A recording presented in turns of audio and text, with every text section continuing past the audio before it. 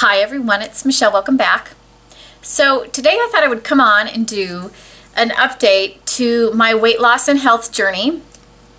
I've had a lot of people request for me to continue to do these videos, and while I have sort of that internal debate with myself about whether I want to or not, it's really hard when I get so many amazing comments and so many personal messages to me from people about how motivating my video was, and how inspirational it was, and could I please continue to do them to help them along their path. So I will continue to do them. I'm thinking about every other month maybe, because I'm not going to have a lot of changes. You guys can let me know in the comments if you want them every month or more like every 2 months. And then you can also in the comments maybe talk about what types of things you would like to hear me talk about in these videos.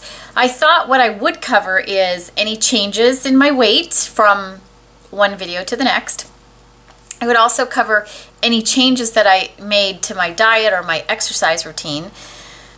I could walk you guys through those. And then I could also talk about any sort of successes I've seen or maybe struggles I've had during that time. I could share those, and so you guys could all see that, or we could all share that, this isn't an easy journey, but it's so worth it. So that's what I thought I would cover. So today I'll jump in and I'll start with, what has changed since my last video. What I will say is, if you haven't seen my first video, I will link that below. I'm not going to cover what I'm doing from an eating perspective and a workout perspective, because I covered all that in my first video. So if you haven't seen that, I will link that below and you can go watch it. But so my last video was about 7 weeks ago, and at that point I had lost 62 pounds. Since then I have lost another 12 pounds, so for a total weight loss of 74 pounds. Now it's only been 7 weeks, and I've lost 12 pounds during that 7-week period of time, which is a lot of weight in a short period of time when you are this far along in your path. And I will talk about what I think has driven that increased weight loss. In fact, in the month of September and in the month of October, both of those months, I lost 8 pounds per month, which is the biggest monthly weight loss I have seen since I started this process. So, my 2 most recent months were my biggest weight loss months, which is typically not how it works. So I will talk about what I think drove that. Anyway, so yeah, I've lost a total of 74 pounds. I'm very, very excited about that. I am getting very close to my goal. And if you recall, I don't have a weight goal because I don't know what that is. I have a size goal. I decided at the beginning of this journey that I really, really wanted to be a size 6. So that's my goal. So where am I today? I am a size 8 for the most part. Occasionally the 8s are a little snug, and I don't like things to fit super snug, and I'll pick up a 10. But mostly I'm an 8, which for me is very exciting. I have not been a size 8. I have not purchased a size 8, I think, since high school. Really. Maybe in college. I don't think so. I don't think so. So I'm very excited about that, but I do want to get down to a 6. So I have about another size and a half to go, because I want to be in a comfortable 6, not a tight 6. So that isn't that much farther if you think of where I've come from. So I started out, I don't know if I talked about this in my first video, I started out I was like a size 20, like an 18W or a 20. And now I am an 8 petite for the most part. So I've come a long way, and I'm almost there, and I'm very excited about that. So let's talk about maybe what I changed that might have driven the increase in my weight loss over the last couple of months. I don't anticipate that to continue, by the way, that super weight loss to continue, because it has already slowed down a little bit, but that's okay. A couple months of that big weight loss has really been very motivating for me. What have I changed? So not much has changed from an eating perspective. I'm just eating really clean, whole foods still. I will say one of the things I did from a food perspective was I started really thinking about how I felt after every single meal. And what did I eat during that meal that either made me feel really good or made me feel maybe not so good. And one of the things I started noticing was that when I ate meals that had heavier animal proteins in them, like if I ate a piece of beef, you know, or I ate a piece of pork or chicken, I felt like heavier and sluggish, even when I only ate a little bit of it. So I'm not advocating a vegetarian lifestyle. I am not becoming a vegetarian, but I noticed that, and so I've pulled back on eating those things. Does that mean I'm never going to eat beef again? No.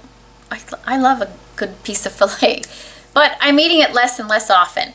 And I've started getting more of my protein from plant-based sources. And I think that has been one of the things that's really helped. And then the other thing that I think has helped is all along this journey, I had been reading about the best ways to work out and the best ways to train for weight loss, not necessarily for anything else. And one of the things that's constantly talked about is that if you really want to drive weight loss, you should increase the intensity of your workouts. Not the length of them, but how intensely you train. And so over the last few months, I have incorporated a couple things. One of them is high intensity interval training classes. They're called HIIT classes, H-I-I-T. And so a couple times a week I will go do that. And then the other thing I've incorporated at home is Tabata, which is another form of high intensity interval training. And I'm not going to talk about necessarily what those two are. I'm not a personal trainer. I'm not an exercise physiologist, but if you're interested in what they are, go Google them and you can learn more about them. But also I will say, I do not recommend that if you're just starting out in your workout process, that you do that. I could never have done Tabata specifically, or probably the high intensity interval training classes either, 8 or 9 months ago. I couldn't have. I was in relatively good shape when I started them, and it's a good thing because they're really, really hard. But, you go really hard for shorter periods of time, and I do believe that is what has sped up my weight loss. The other thing I think it's done is it's starting to change parts of my body that I didn't think were actually ever really going to change. Now, I knew they were going to get smaller, but I didn't think everything was going to change. So for example, the outsides of my hips and thighs I never in a million years thought they were going to shrink down to where I wanted them to be. I thought, well, if I get down to my goal and that, they don't look how I want them to look, then, we can go in and have that surgically taken care of.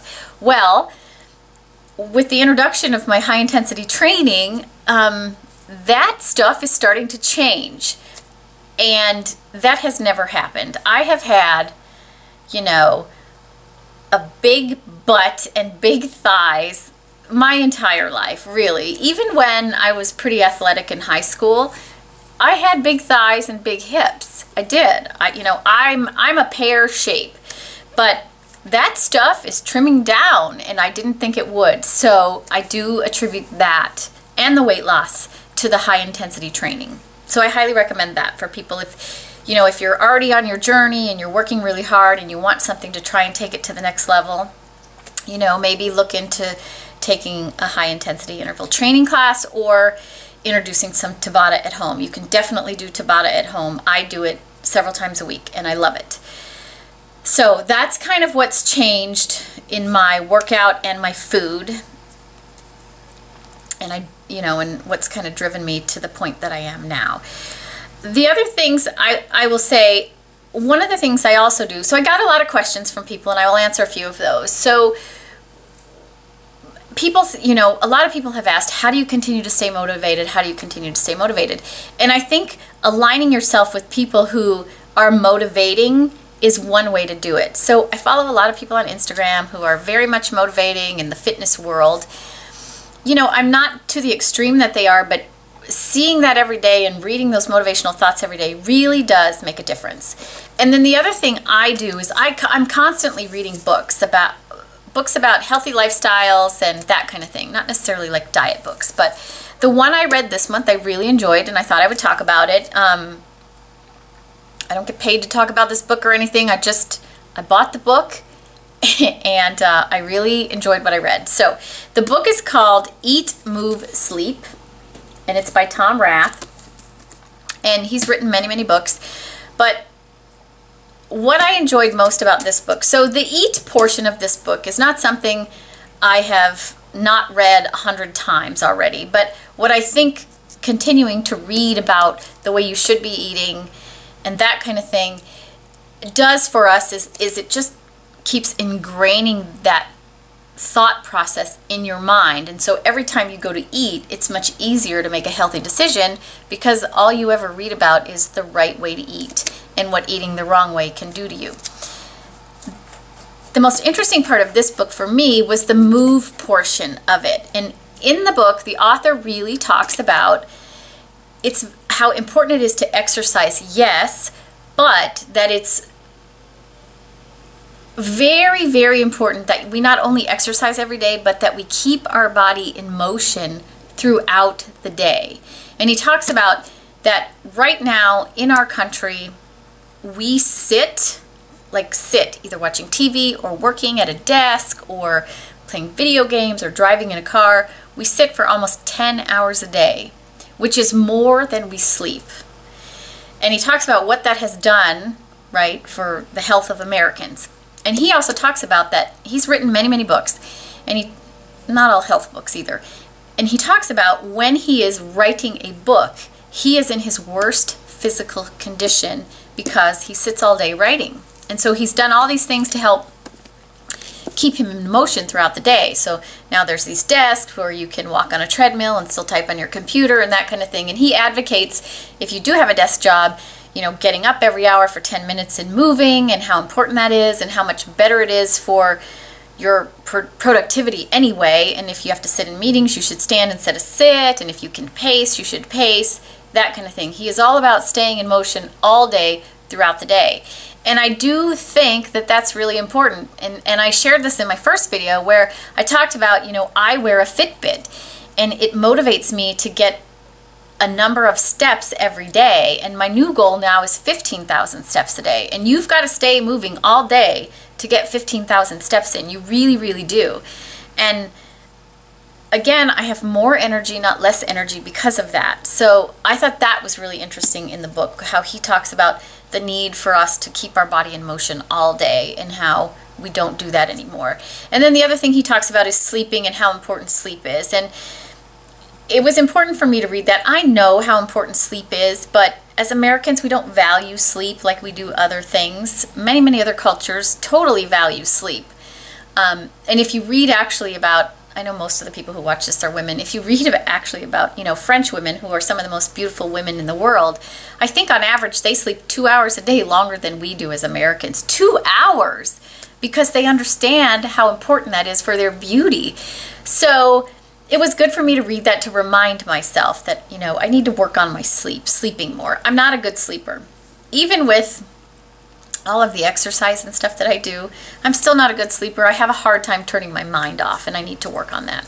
So that was the book. I really enjoyed reading it. And again, I loved how he focused on how all these sort of small decisions that we make throughout the day add up to big changes in the end. And that's something I talked about in my first video. You know, hang on to all the little wins. Don't give up, because in a year it's going to amount to big, big changes for you and your body. So if you are a reader, I highly recommend the book. It was very, very good. I'm sure you can get it on your Kindle or your iPad and that kind of thing. I think it was on, I think I got it for 30% off because it's one of the best sellers, or maybe because it was new or something. So really good book, highly recommend it. So I think that's kind of all I wanted to cover. I will say that some of you have asked for food videos, like what do I eat, and I will work on that, but I have to say that what I eat is not that interesting, but I will show you. And I also think it's important for you to figure out what you enjoy eating and not eat kind of what I'm eating, because the reason I eat the way I do is because I enjoy the foods I'm eating, and they're pretty simple, and they fit within, you know, sort of my no processed foods and only whole foods and that kind of thing. And so I will do some videos on that. The other questions I wanted to answer were a little bit around, I got a lot of questions about food. So one question that keeps coming up over and over again is, what about drinking? Do you still drink? And my answer to that is yes, I do.